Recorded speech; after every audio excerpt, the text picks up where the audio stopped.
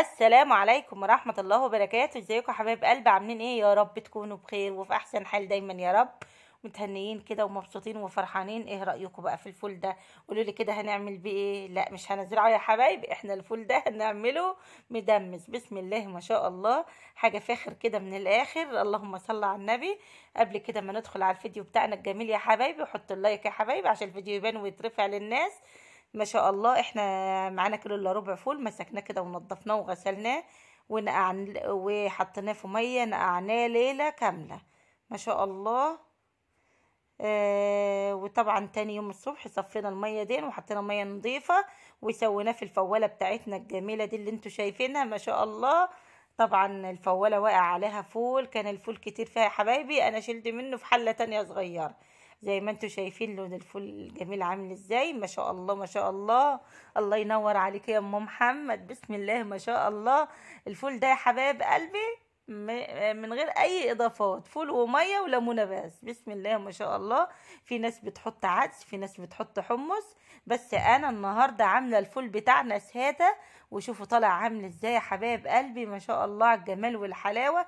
يهوس كده. لو عايزين تشوفوا الطريقه بتاعتي التانية ادخلوا كده على القناه، هتلاقي طريقه الفول ما شاء الله عليها حاجه روعه كده. انا حبيت اعمل لكم الفول من غير اي اضافات، ما شاء الله طالع جميل جدا. لو انتوا عايزين عليه اضافات عدس واضافات تانية خشوا كده على القناة، هتلاقي الفيديو موجود بتاع الفول المدمس ما شاء الله عليه. طبعا احنا النهاردة عملنا حبة الفول الحلوين دول. هنعمل غدانا النهاردة يا حبايب قلبي، غدانا النهاردة ايه؟ محشي. وبعد كده بعد ما خلصنا الفطار والغدا اتغدينا ما شاء الله ونزلنا رحنا مشوار يا حبايبي، انا مش هقول لكم عليه. لو وصلتوا معايا لحد هنا حطوا اللايك يا حبايبي، وبعدين استنوا كده هتشوفوا انا رحت فين. هيعجبكم الفيديو بتاعي يا حبايبي، فيديو ما شاء الله عليه جميل جدا. كله كده مفاجآت. طبعا الفول الجميل بتاعنا اهو، شوفوا زبدة والله يا حبايبي. بنعينه في الفريزر ونسحب منه. طبعا الفول اللي بنشتريه من بره يعني ما نضمنش نظافته، ده احنا منقيينه ومش شاطفينه كده وما شاء الله عليه. احنا حطيناه في الفوالة اللي انتوا شايفينها دي على نار هادية خالص حوالي 3 ساعات، وكل ما يحتاج مية نسخن مية ونكبها عليه. اوعي يا حبايبي تحطي مية باردة، المية الباردة بتسود الفول. لما تحب تحطي مية تحب تحطي مية سخنة تسخنيها تغليها وتضيفيها على الفول. والمحشي الجميل بتاعنا ما شاء الله، بسم الله ما شاء الله على الحلاوة. عملنا محشي وعملنا لحمة طبعا وشوربة. انا لسه حبايبي ما غرفتش الاكل، بس قلت اوريكم طبق محشي بسم الله ما شاء الله من المحشي بتاعنا الجميل، ولحمة عجالي بسم الله ما شاء الله. النهارده يا حبايب قلب اليوم كان من اوله كده يعني تعب، بس الحمد لله يعني خلصت شغل كله بدري ونظفت الشقة وطبخت وعملت الفول بسم الله ما شاء الله. وبعد العصر كده نزلنا رحنا على المشوار بتاعنا. رحنا يا حبايب قلبي سافرنا القاهرة بسم الله ما شاء الله. هوريكم المكان اللي احنا رحناه، مكان جميل جدا بسم الله ما شاء الله عليه. يعني انا من جمال المنظر قلت هصوره واوريكم الرحله بتاعتنا الجميله اللي شفتها في القاهره وفي شوارع القاهره. يلا بقى اتفضلوا معانا كلوا من المحشي بتاعنا. ودلوقتي يا حبايب قلبي اهو احنا سافرنا على القاهره. المكان ده يا حبايب قلبي في المعادي، احنا كنا رايحين على الكورنيش ومشينا كده من وسط المعادي بسم الله ما شاء الله. عجبني المكان ده، كل زرع وشجر كده، فقلت لازم اصوره واوريكم المكان اللي انا كنت ماشيه فيه ما شاء الله. الصراحه اليوم ده يا حبايب قلبي اتبسطنا وفرحنا. احنا كنا رايحين نزور ناس حبايبنا كده في القاهره، فما شاء الله يعني المنظر جميل جدا، منظر رائع كده. اهو تغيير يا حبايب قلبي، احنا قاعدين مكبوتين كده في العريش، فقلنا تغيير نروح نزور ناس حبايبنا ونقعد معاهم شوية ما شاء الله. اتفسحنا كده وهيصنا ومشينا على الكورنيش كمان يا حبايبي، وصورت الكورنيل وتشوفوا الاماكن الجميلة اللي انا مصوراها كده، والخضرة الجميلة دي والله يا حبايبي جنان حلوة خالص. انا قلت لجوزي وقف كده انا انزل اقعد شوية في المكان ده، بس طبعا احنا كنا متأخرين. انا صورت كده على المشي واحنا ماشيين. المكان ده في المعادي يا حبايبي ما شاء الله. شوفوا هي شوارع المعادي كلها بتهيالي يعني خضرة كده، وانا يعني ما لفتش في مصر، بس شوفوا الجمال والحلاوة بسم الله ما شاء الله. لو وصلت معايا يا حبايبي لحد اللي هنا حطوا اللايك يا حبايبي وشجعوني كده، واللي ما اشتركش في القناة ينزل كده يشترك في القناة وتشجعوني عشان قناتي دي تكبر. قناتي مش هتكبر غير بيكم. وبعد ما مشينا في الشوارع الجميلة دي هنروح على الكورنيش دلوقتي وهوريكم الكورنيش ما شاء الله. طبعا الاماكن دي يا حبايبي انا مش عارفة، انا صورت لكم، واللي عارف مكان يقول لي عليه. بسم الله ما شاء الله.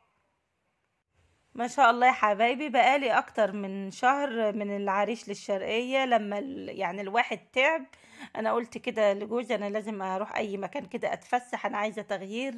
فروحنا على القاهرة واخدنا معاه ما شاء الله، وقال لي يلا بقى هوديك على النيل، ورحنا على النيل واتفسحنا ما شاء الله. كانت فسحة جميلة جدا.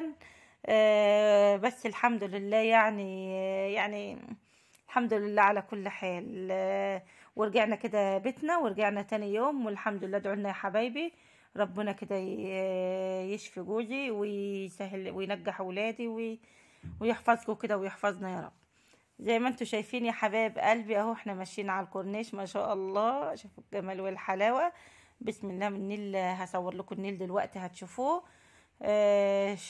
المكان جميل جدا والله يا حبايبي. يعني مكان هو يعني حلو خالص ما شاء الله. اللي عايز يغير جو كده يروح على النيل ويروح هيشوف الاماكن الجميلة دي هيتبسط منها ما شاء الله. الطريق ده كله يا حبايبي واحنا ماشيين على الكورنيش، انا كده بصور الكورنيش وشوية كده النيل هيبان قدامكم. بسم الله ما شاء الله.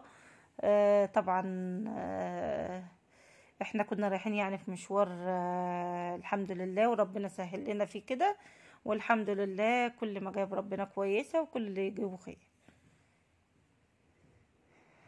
بعد تعب طول النهار يا حبايبي عملت الفول والمحشي والاكل الجميل اللي كلناه، ورحت المشوار هضمت كل الاكل اللي احنا كلناه. احنا دلوقتي كده يعني حوالي يعني قرب المغرب. وهطلع كده في المكان اللي احنا هنروح فيه. هوريكم كده النيل من فوق هتشوفوه ما شاء الله، وتشوفوا المناظر الجميلة دي يا حبايب قلبي. بس انا يعني هو ده المكان اللي انا روحته في القاهرة، انا ما روحتش غيره الصراحة. ما روحتش الاهرامات ولا روحت اي مكان. بس ان شاء الله المرة الجاية لازم اروح اتفسح واروح الاماكن اللي انا ما روحتها باذن الله.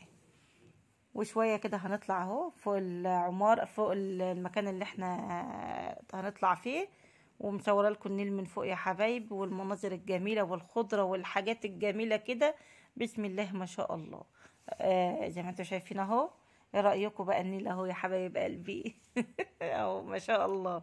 بسم الله ما شاء الله. شايفين الجزيرة اللي في قلب النيل دي؟ بسم الله ما شاء الله. دي النيل محوطها من اليمتين يا حبايبي.